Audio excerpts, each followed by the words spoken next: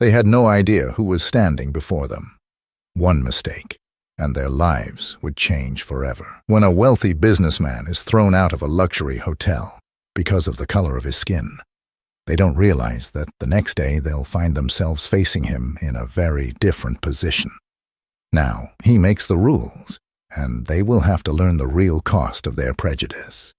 If you want to find out how it all ends, make sure to subscribe so you don't miss this and other stories. James Hall stepped out of his car and took a deep breath, feeling the cool breeze against his skin. He looked up at the grand facade of the luxury hotel, its pristine exterior gleaming under the midday sun. This was where his important business meeting was set to take place, a meeting that could change the course of his career. James, a successful black businessman, was no stranger to the elite circles, yet he was always aware of the scrutiny that followed him wherever he went. Today, however, he felt a particular sense of unease. As he walked into the hotel lobby, his sharp eyes quickly noticed the cold stares from the staff and guests. It wasn't the first time he had encountered such looks, but there was something about this place that felt different, an underlying hostility that permeated the air. He adjusted his tie, straightened his shoulders, and made his way to the front desk with a confident stride. The receptionist, a young woman with a polished smile, glanced up at him. Her expression shifted subtly as she took in his appearance. Her eyes lingered on him just a moment too long, revealing a hint of unease before she plastered on a forced smile. "Good afternoon. How may I help you?" she asked, her tone carefully neutral but edged with a distant formality. "Good afternoon," James replied, offering a polite nod. "I have a reservation under the name James Hall. I'm here for a business meeting." The receptionist's smile faltered slightly, and she quickly tapped on her keyboard, her eyes darting between the screen and James. He could sense her hesitation, and his instincts told him something was off. After a few moments, she looked up, still smiling, but there was a tightness around her eyes. "I'm sorry, sir, but it seems there might be a mistake," she said, her voice laced with doubt. "Are you sure you're at the right hotel?" James kept his expression calm, though he felt a familiar irritation bubbling beneath the surface. "I'm certain. This is the Grand Westwood Hotel, right?" he responded, his tone firm but polite. Before the receptionist could reply, a man in a tailored suit approached, the hotel manager, Mr. Collins. His demeanor radiated authority, but there was an unmistakable arrogance in his stride. He glanced at James with a brief, dismissive look before turning his attention to the receptionist. "Is there a problem here?" Collins asked, his voice carrying a practiced politeness that barely concealed his disdain. The receptionist hesitated, unsure how to respond. "This gentleman claims he has a reservation, but I couldn't find it in our system," she explained quietly, casting a sideways glance at James. Collins nodded, his eyes narrowing slightly as he turned to face James. "I'm afraid we don't have any record of your reservation, sir. Are you certain you've booked a room here?" His tone was condescending, as if speaking to a child who'd wandered into a place they didn't belong. James maintained his composure, though his patience was wearing thin. "Yes, I am certain," he replied. "I can show you the confirmation email if that helps." Collins' lips curled into a thin smile that didn't reach his eyes. "That won't be necessary," he said, waving his hand dismissively. "However, we do have certain standards here, and I must ask you to leave if you don't have a confirmed reservation." The tension in the lobby thickened, and James felt the weight of dozens of eyes on him. He could sense the judgment in those stares, silent accusations and assumptions based on nothing but his skin color and presence in this upscale establishment. He knew this game all too well. "I have a confirmed reservation," James reiterated, his voice firm but calm. "And I'm here for an important meeting. Please check again." Collins's expression hardened, and he glanced at the security guards standing nearby. "Gentlemen," he called out, his voice taking on a commanding tone, "please escort this man out of the hotel. He's clearly mistaken." The guards moved in, their hands hovering near their radios. James felt his heart rate quicken. He had no intention of causing a scene, but he wasn't going to back down either. He reached into his pocket to retrieve his phone, intending to show his reservation confirmation. But the guards mistook the movement as a threat. "Hands where I can see them," one of the guards barked, his voice echoing through the lobby. A hush fell over the room as guests turned to watch the unfolding drama. James could feel his frustration mounting. "I'm not doing anything wrong," he said, his voice rising slightly. "I'm just getting my phone to show you the email." "Sir, we need you to comply," the other guard insisted, stepping closer. James could see the tension in their stances, the way their hands hovered near their belts, ready to escalate the situation. Collins watched with a smug expression, seemingly relishing the power he wielded in this moment. "If you do not leave voluntarily, we will have to remove you by force," he said, his voice dripping with false civility. James took a deep breath, weighing his options. He knew he could press the issue further, but the situation had already spiraled out of control. He wasn't going to give them the satisfaction of seeing him lose his composure. "Fine," he said quietly, his voice steady despite the anger simmering beneath the surface. "I'll leave. But this isn't over." As he turned to walk away, the guards roughly grabbed his arms, pushing him toward the exit. James stumbled slightly, his dignity bruised but intact. He could hear the whispers and snickers of the onlookers, feel the judgmental eyes boring into his back. His business associates, who had been waiting for him, watched in shock and disbelief. Outside, James straightened his jacket, smoothing out the wrinkles left by the guards' rough handling. He took a moment to collect himself, his mind racing with thoughts of how to handle this injustice. He pulled out his phone and saw that his business meeting had already been compromised. His associates were hesitant now, shaken by the spectacle they'd witnessed. But as James stood there, he felt a new sense of resolve harden within him. He glanced back at the grand entrance of the hotel, now tainted by the memory of humiliation and prejudice. This was not going to end here. No, this was just the beginning. News of the incident spread like wildfire across social media. Video footage of James being manhandled by security went viral, with thousands expressing outrage over the blatant racial profiling and discrimination. People began calling for boycotts and demanding accountability. The hotel's reputation took a nosedive. By evening, their social media pages were flooded with negative comments, and news outlets picked up the story, further amplifying the fallout. Behind the scenes, James was already making moves. He had connections and resources that the hotel management hadn't anticipated. The drop in the hotel's stock value was a golden opportunity. He contacted his financial team, and within hours, they began negotiating a purchase. By midnight, the deal was done. James Hall was now the new owner of the Grand Westwood Hotel. As he stood outside, staring at the building that had just yesterday represented a place of shame and indignity, he knew that tomorrow he would return, not as an unwelcome guest, but as the one holding all the power. James Hall stood outside the Grand Westwood Hotel the next morning, feeling a quiet satisfaction settle over him. The sun was just beginning to rise, casting long shadows across the elegant facade of the hotel. Today, he was not the humiliated guest forcibly removed from the premises. Today, he was the new owner. The events of the previous day had set the stage for what was about to unfold. The outrage over the viral video of his mistreatment had caused the hotel's reputation to plummet overnight.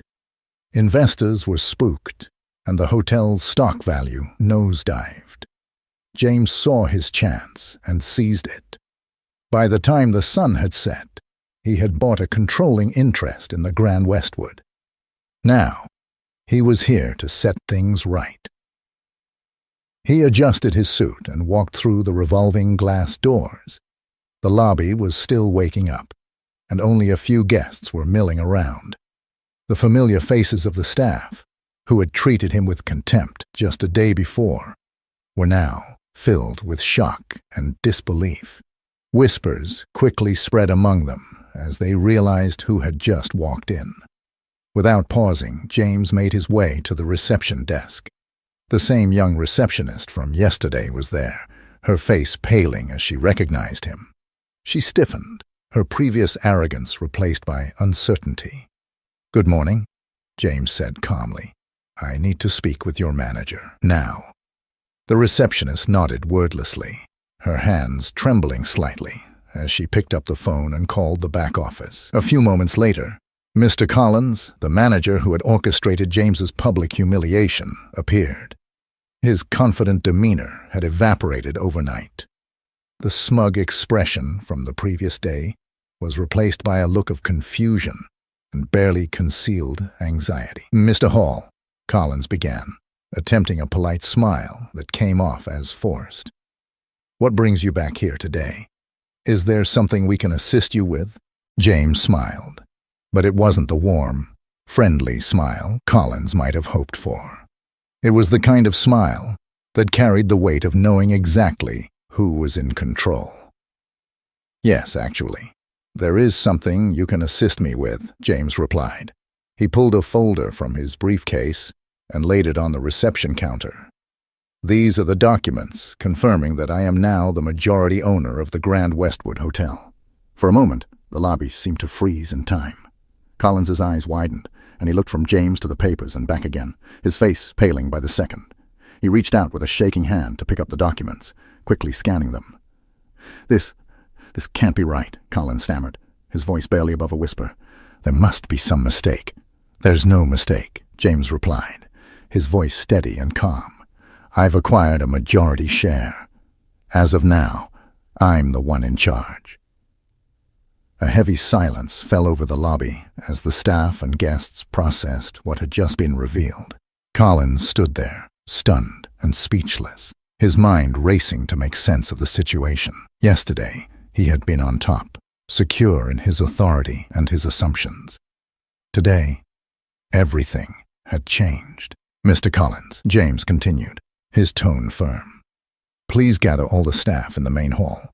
We're going to have a meeting, a mandatory one." Within minutes, the entire hotel staff was assembled in the grand hall.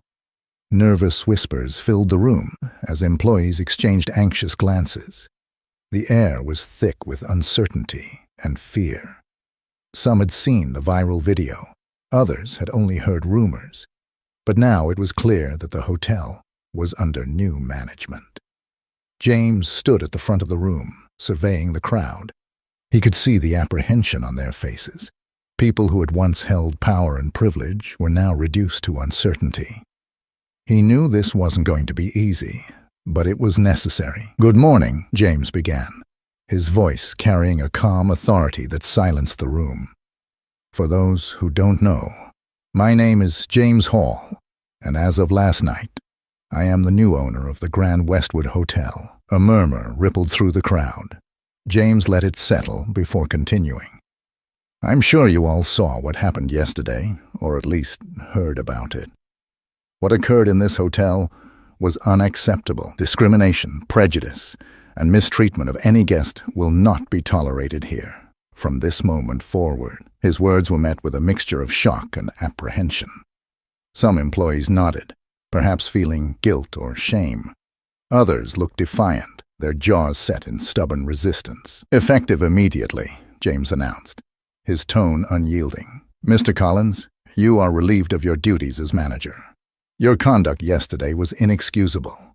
You may collect your things and leave the premises." Collins' face turned a deep shade of red. He opened his mouth to protest, but one look at James's expression told him it would be pointless. The power dynamic had shifted entirely, and there was no longer room for negotiation. He nodded stiffly, and without a word, turned to leave the room, his pride visibly shattered. James continued, "To the rest of the staff, I'm giving you an opportunity. We are going to rebuild this hotel from the ground up. I'm instituting a mandatory training program on cultural sensitivity, equality, and respect for every employee, from the top down. This isn't optional." Several hands shot up. but James held up a hand to stop them. "I know some of you may not agree with this, and that's fine. You're free to leave if you cannot adhere to these new principles, but for those who choose to stay, understand that this is not just about keeping your job. It's about becoming better, about learning from the mistakes of the past." A few employees exchanged uneasy glances. It was clear that some were struggling to come to terms with the new reality. They had operated under a certain mindset for years, one where they were untouchable. Now they were faced with a choice: adapt or leave. As the meeting concluded, James watched the crowd disperse. He could sense the undercurrent of discontent among some of the employees. He wasn't naive. He knew that changing a deeply ingrained culture wouldn't happen overnight. There would be resistance, perhaps even sabotage, but he was prepared. Later that day, James walked through the halls of the hotel, observing the staff as they went about their duties. He could hear the whispers, see the suspicious glances cast his way. Some of the older staff members, those who had been there for years and were used to running things their way, were the most resistant. They murmured amongst themselves, making vague plans to undermine the new rules. As the meeting concluded, James watched the crowd disperse. He could sense the undercurrent of discontent among some of the employees. He wasn't naive. He knew that changing a deeply ingrained culture wouldn't happen overnight. There would be resistance, perhaps even sabotage. But he was prepared. Later that day, James walked through the halls of the hotel, observing the staff as they went about their duties. He could hear the whispers, see the suspicious glances cast his way. Some of the older staff members, those who had been there for years and were used to running things their way, were the most resistant. They murmured amongst themselves, making vague plans to undermine the new rules. "I hear some of you aren't happy with the changes," James said, catching a small group of staff off guard. They quickly straightened up, forcing fake smiles. "Let me be clear. I'm not here to punish anyone. I'm here to make this a better place, for our guests and for you. But if you think that you can continue with your old ways, you'll find that you're sorely mistaken." The employees shifted uncomfortably, not daring to meet his gaze. James nodded, satisfied that his point had been made. He was setting the tone early. There would be no tolerance for insubordination or sabotage. Behind closed doors, however, the rumblings of discontent continued. A few staff members, led by a former senior manager who had been demoted to a lower position, began to quietly plot ways to resist the changes. They whispered about making James's efforts fail, spreading rumors among the employees to sow discord. James was not unaware of these developments. He had anticipated them. He had already begun hiring new staff members, particularly those who had experienced discrimination and were eager for a fair chance. He knew these new hires would be crucial in setting an example and balancing the scales. As the days passed, the tension in the hotel grew. Employees who had once felt secure in their positions now felt vulnerable. Some were willing to adapt, to learn, and to grow in this new environment. Others clung stubbornly to their old habits and prejudices, their resentment simmering just beneath the surface. James observed it all with a calm, determined gaze. This was a test, for him and for them. Would they rise to the challenge, or would they crumble under the weight of their own arrogance? Only time would tell, but one thing was certain. The Grand Westwood Hotel would never be the same again. The days following James Hall's takeover of the Grand Westwood Hotel were tense and transformative. Change was in the air, and everyone could feel it. The grand lobby, once filled with self-assured managers and staff who prided themselves on their status, now buzzed with uncertainty. James's new rules had shaken the very foundation on which this hotel had been built, and the cracks were starting to show. The mandatory cultural sensitivity and equality training sessions began almost immediately. Former senior managers and supervisors many of whom had long believed themselves to be above reproach, now found themselves sitting shoulder to shoulder with junior staff in cramped meeting rooms. For the first time, they were forced to confront their biases, face uncomfortable truths about their past behavior, and listen to the perspectives of those they had often dismissed or overlooked. James made it clear from the start that the training was not merely a formality. Every employee was expected to participate fully, and everyone, no matter their title or seniority, was now being evaluated on their willingness to adapt and learn. Resistance to these new norms would not be tolerated. In the days that followed, a significant change in the hotel's staffing structure was implemented. Many of those who had previously occupied leadership roles were reassigned to entry-level positions. The former assistant manager, once proud and commanding, now found herself working as a server in the hotel's restaurant, a job she had once looked down upon.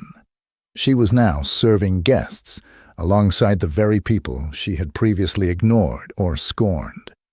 The changes were most striking in the behavior of Mr. Collins, the former manager. Stripped of his authority, Collins was reassigned as a concierge.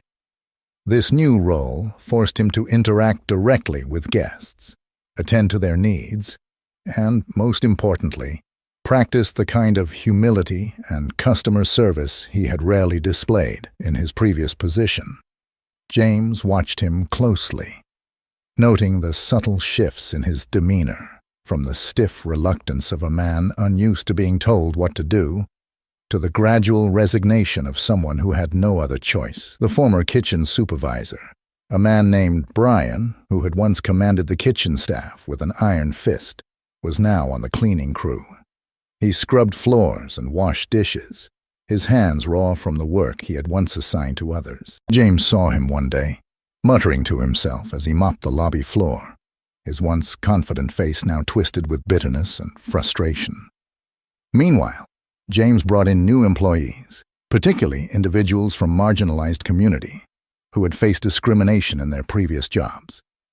These new hires were given opportunities to lead, manage, and contribute ideas to the hotel's transformation. One of them, a young black woman named Aisha, was promoted to head the guest relations team. She had previously been a front desk clerk in another hotel, but had been denied promotion repeatedly, despite her qualifications.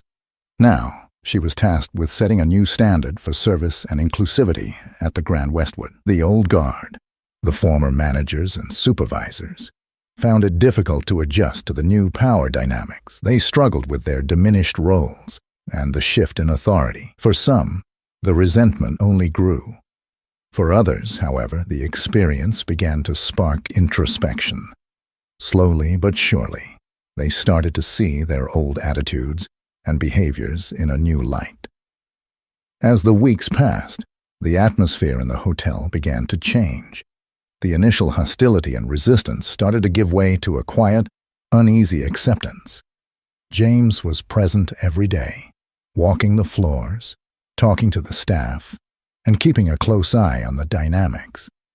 He knew that real change wouldn't come overnight. It was a slow, deliberate process that required both patience and persistence. During one of the training sessions, an interesting conversation unfolded. A former front desk supervisor, Linda, who had been demoted to a bellhop, spoke up. She had been resistant at first, but something had shifted in her. "I've been thinking," Linda said hesitantly, addressing the group. "I never realized how much I was judging people based on appearances. I mean, I thought I was being professional, but maybe I was just being unfair." Aisha, now head of guest relations, nodded and replied, "It's not just about being polite. It's about recognizing that everyone deserves respect and dignity, regardless of how they look or where they come from." Linda looked down, processing the words. "I guess I have a lot to learn," she admitted. Moments like this gave James hope. He could see the potential for growth in some of the staff, but there were others who remained hardened, refusing to let go of their old prejudices. James knew these were the ones who would eventually have to leave, either by choice or by force. The former employees who had been most resistant, like Brian and a few others, began to plot behind closed doors. They whispered about bringing James down, filing complaints, or even staging a walkout. James was aware of these murmurs. He had anticipated this from the start and was prepared. He called a private meeting with these disgruntled employees.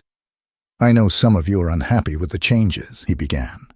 "You feel like you've been demoted or disrespected, but ask yourselves, why do you feel that way? Is it because you've been treated unfairly? Or is it because you're finally being treated equally?" Brian, unable to contain his frustration, blurted out, "This isn't what we signed up for. You can't just come in here and turn everything upside down." James's eyes met his, calm but firm. "Actually, I can. And I did. Because what this place was built on wasn't right. I'm offering you a chance to be part of something better. But that's up to you. You can choose to grow, or you can choose to go." The room fell silent. It was clear that James was not going to back down. He had no interest in compromising with those who were unwilling to change. As the days turned into weeks and then into months, the Grand Westwood Hotel underwent a profound transformation. The once rigid hierarchy began to crumble, replaced by a more inclusive and dynamic structure. The new employees, especially those who had faced discrimination elsewhere, flourished in their roles. Their fresh ideas and enthusiasm breathed new life into the hotel. Guests began to notice the difference. The energy in the hotel was different, more welcoming, more authentic. People started talking about the Grand Westwood as a symbol of change and progress. Positive reviews began to surface online, commending the hotel's newfound commitment to diversity and equality. The turning point came when Mr. Collins, the former manager, now working as a concierge, had a chance encounter with a black family in the lobby. It was a situation that mirrored the incident with James, but the roles were reversed. Collins' face turned pale as he recognized the gravity of the moment. He hesitated, his hands trembling as he handed the family their room keys. His voice shook as he spoke. "Welcome to the Grand Westwood. If there's anything you need, please let me know." The family smiled and thanked him. For the first time, Collins saw himself through their eyes, saw the fear and uncertainty that he had once inflicted on others. He understood in that moment the full weight of what James had been trying to teach them all. It wasn't just about equality in words. It was about experiencing it in action. That evening, Collins approached James, his posture no longer stiff with pride, but rather humble. "I think I'm starting to get it," he said quietly. "I never realized how much I took for granted, how much I looked down on people. I'm sorry." James nodded, sensing the sincerity in Collins' voice. "It's not easy to change," he replied, "but recognizing it is the first step. If you're willing to learn, you have a place here." One by one, other staff members began to follow suit. The resistance gave way to understanding, and the hotel slowly but surely began to thrive under its new leadership. Those who couldn't adapt left, and those who stayed became advocates for the new vision. By the end of the third month, the Grand Westwood Hotel was no longer just a place of luxury. It was a place of learning, growth, and redemption. The transformation was not just in its policies, but in its people. James stood in his office, looking out over the bustling city below. The journey had been long and challenging, but he knew it was only the beginning. He had set out not to seek revenge, but to build something better. And as he watched the hotel come to life in ways he had only dreamed of, he knew he had succeeded. The old system had crumbled, but from its ashes, a new order had taken shape, one built on respect, equality, and justice. And in this new order, there was no room for prejudice. The Grand Westwood Hotel had found its new chapter, and so had everyone within its walls.